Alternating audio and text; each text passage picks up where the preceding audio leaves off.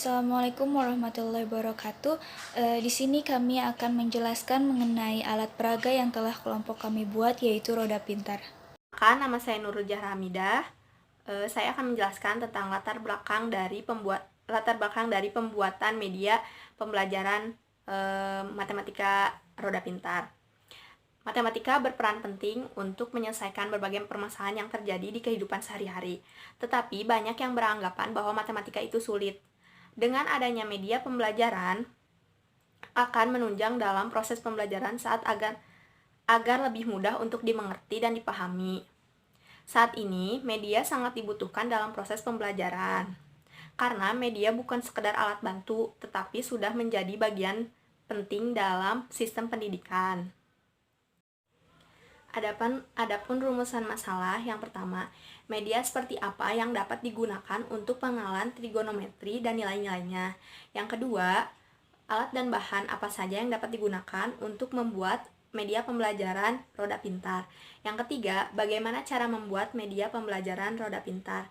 Yang keempat, bagaimana cara menggunakan media pembelajaran roda pintar. Yang kelima, apa saja kelebihan dan kekurangan dari media pembelajaran roda pintar. Lalu, adapun tujuan dari pembuatan media pembelajaran roda pintar, yaitu untuk membantu siswa dalam pengenalan trigonometri dan menciptakan suasana menyenangkan agar anak lebih mudah memahami materi pelajaran trigonometri. Ada manfaat pembuatan media pembelajaran untuk siswa agar lebih mudah mengingat nilai-nilai trigonometri, agar siswa lebih tertarik untuk belajar trigonometri. Yang ketiga, untuk guru agar lebih mudah menjelaskan nilai-nilai trigonometri kepada siswa. Terima kasih. Assalamualaikum warahmatullahi wabarakatuh. Di sini saya akan menjelaskan sedikit mengenai trigonometri. Trigonometri sendiri ini berasal dari bahasa Yunani yang berarti ukuran-ukuran dalam sudut segitiga. Trigonometri merupakan suatu cabang matematika yang mempelajari hubungan antara sisi dengan sudut segitiga.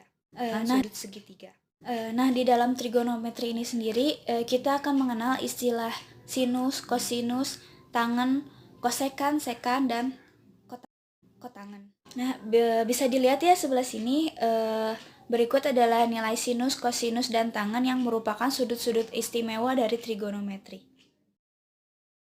Di sini kita bisa lihat bahwa trigonometri memiliki 4 kuadran, yaitu kuadran 1 yang mempunyai rentang antara 0 sampai 90 derajat, kuadran 2 yang mempunyai rentan antara 90 derajat hingga 180 derajat, kuadran 3 yang mempunyai rentan antara 180 derajat sampai 270 derajat, dan kuadran 4 yang mempunyai rentan antara 270 derajat hingga 360. Nah, berikut akan dijelaskan alat dan bahan dan bagaimana cara pembuatan dari alat peraga yang sudah kelompok kami buat. Di sini juga kami akan memberitahu bagaimana cara menggunakan alat peraga tersebut.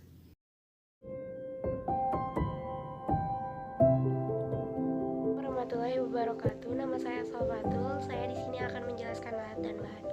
Yang pertama ada alat tulis, yang kedua ada lem, yang ketiga ada cutter dan gunting, yang keempat ada kardus bekas, yang kelima ada karton berwarna, yang keenam ada sedotan atau stik es krim, yang ketujuh kertas HVS.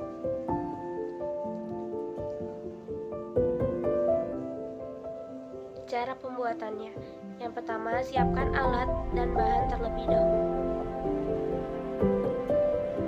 Yang kedua, ambil kardus bekas dan gunting kardus tersebut menjadi lingkaran sebanyak 30.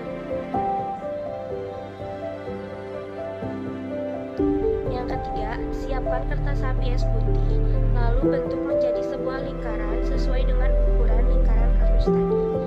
Tulis lingkaran derajat dari 0 sampai 360 derajat seperti gambar di samping mengelilingi lingkaran HVS tersebut.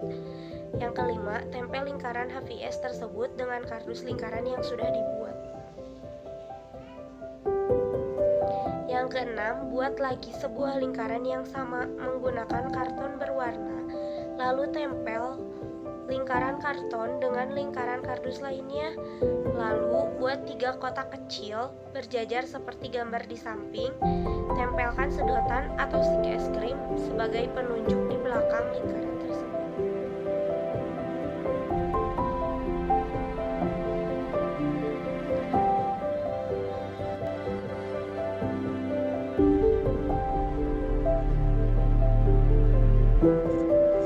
Yang ke-9, tempelkan ketiga lingkaran tersebut menjadi satu bagian. Bagian yang bawah yang tidak memakai hanya kardus bekas saja.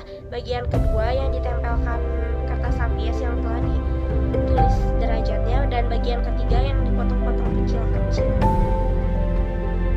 Yang ke-10, tulis keterangan sin kostan di atas 3 kotak kecil itu. Dan tiap kotaknya diberi nilai sesuai dengan derajatnya.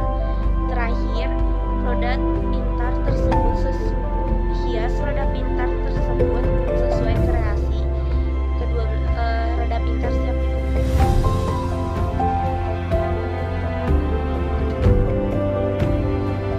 Cara penggunaannya. Di sini ada roda pintar.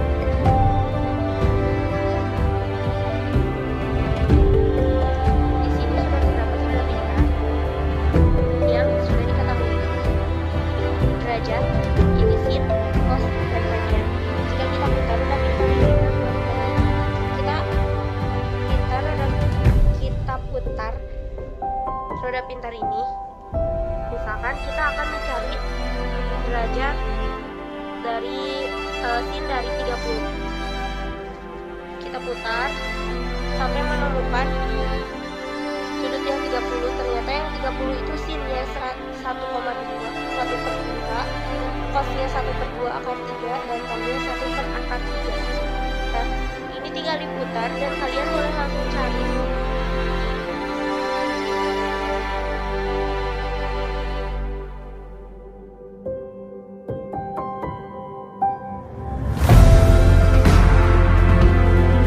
Untuk kelebihan dan kekurangan dari alat ini, yang pertama adalah kelebihannya menarik dan mudah digunakan. Lalu yang